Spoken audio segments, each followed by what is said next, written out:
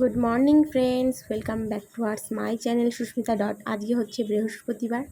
তো সারাদিন ঘরের কাজ সামলে আমি কীভাবে ভিডিও বানাই সেটাই তোমাদেরকে দেখাবো। তো ফার্স্টে ঘুম থেকে উঠে পড়েছি, তা চলে আসলাম রান্নাঘরে। এবার হচ্ছে চিয়া সিডটা একটু ভিজতে দেবো, কারণ যেহেতু আমার শরীরটা একটু মোটু তাই চিয়া সিড খাই। তো চিয়া সিড ভিজতে দিয়ে ঘরের কাজগুলো করে নেবো, যেহেতু রান্নাঘরের কাজটা পুরো করে নিচ্ছি। তো প্রথমে রান্নাঘরটা গুছিয়ে নিয়েছি, তারপরে ঝাড় দিয়ে নেব।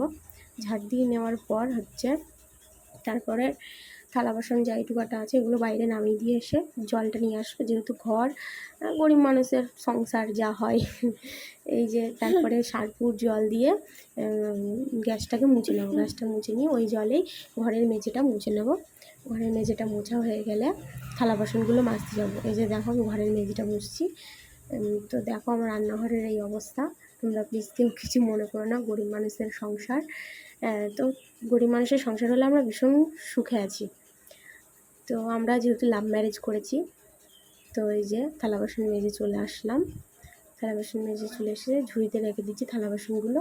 তো এবার নিজে একটু ব্রাশ করে নেবো। আর আমার বরমশাই যে কাজ করছিল, আর আমি ওর কাজগুলো একটু দেখছিলাম। তো ডিউটি যাবে, ওর জন্য রান্না বসাতে হবে। তো এই যে চলে আসলাম এই ঘরে। একটু আমার মেয়ে ঘুমাচ্ছে, দেখতে পাচ্ছ। তো ওর জন্য আমি রেডি হয়ে নিয়ে তাড়াতাড়ি রান্না করবো, কারণ যেহেতু আমার মেয়ে তাড়াতাড়ি উঠে পড়লে আবার আমাকে রান্না করতে দেবে না।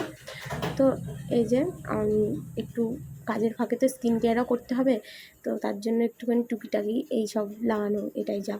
তারপরে মেয়ে ঘুমাচ্ছে, এবার আমি সব মুখে একটু স্কিন কেয়ার করে নিয়ে তারপরে যাবো হচ্ছে রান্নাঘরে ভাত রান্না করব। তো এই যে চলে আসলাম, একটু লেবু কেটে চিয়া সিডের সাথে খাবো। তো এটা খেয়েই রান্না বসাবো। তো সকালবেলা খুবই ব্যস্ততার মধ্যে থাকি, কারণ যেহেতু আমার স্বামী ডিউটিতে যায়। তো আমার মেয়েও উঠে পড়লে খুব জ্বালাতন করে। তো এবার ঢপে জল ছিল না, ঢপে জলটা আনতে গেলাম। তো এই যে গ্যাসে হচ্ছে এবার রান্না বসাবো। আঁকাতেও করি, গ্যাসেও করি, যখন গ্যাস থাকে গ্যাসে করি, নাহলে উনুনে করি। তো এই যে চাল বসিয়ে দিয়েছি, সবজিগুলো কেটে নিচ্ছি আস্তে আস্তে। তো সবজিগুলো কাটা হয়ে গেলে রান্নাটা বসিয়ে দেবো। আর এদিকে আমার একটা পাশের বাড়ির কাকিমা এসে আমার সাথে গল্প করছিল। তো এই যে আমি রান্নাটা করে নিয়েছি ঝটপট, আমার যেহেতু আমার হাজব্যান্ড ডিউটি যাবে। তো এই যে আমি রান্নাটা করে নিয়েছি। তো ওকে গুছিয়ে গাছি দিয়ে ডিউটি পাঠিয়ে দিলাম, আর এদিকে আমি ভাত খেয়ে নিচ্ছি। তো আমার রান্নাঘরের কাজ শেষ। তো এবার রান্নাঘরে দরজাটা বন্ধ করে দিয়ে চলে আসলাম আমার ঘরে।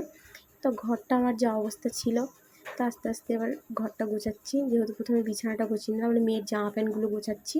তারপরে আমার যা জামা প্যান্ট ছিল, আমার বরের যা জামা প্যান্ট ছিল গোছাচ্ছি। তারপর বিছানার চাদরটা চেঞ্জ করে নেবো, বেড কভারগুলো চেঞ্জ করে নেবো। তারপরে উপরে যা আমার টুকিটাকি সাজগুজের জিনিস আছে সেগুলো গুছিয়ে টুছিয়ে নিয়ে বাসি জামা প্যান্টগুলো কাচবো, সেগুলো এক জায়গায় জড়ো করে ঘরটা ঝাড় দিয়ে নিয়ে ঘরটা মুছে নেব।